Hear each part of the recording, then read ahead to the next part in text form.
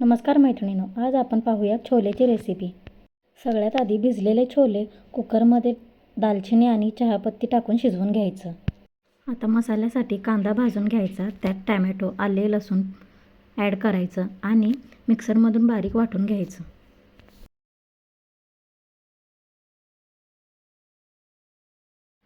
कढईमध्ये तेल गरम करून बारीक केलेला मसाला ॲड करायचा आणि परतून घ्यायचा। मसाला भाजल्यानंतर त्यात हळद, मीठ, घरगुती लाल तिखट, काश्मीरी लाल मिरची पावडर आणि गरम मसाला टाकून परतून घ्यायचं।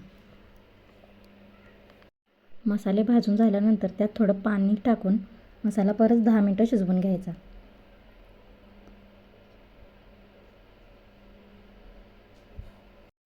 मसाल्याने तेल सोडले की आपला मसाला तयार आहे। त्यात नंतर छोले टाकून छान असं परतून घ्यायचं आणि वरून कोथिंबीर टाकून 10 मिनिटं शिजवून घ्यावं। पहा, तयार आहे आपली छोलेची भाजी। रेसिपी आवडली असेल तर एक लाईक, एक शेअर। रेसिपी कशी झाली आहे कमेंटमध्ये नक्की सांगा बरं का, आणि सबस्क्राईब करायला अजिबात विसरू नका। धन्यवाद।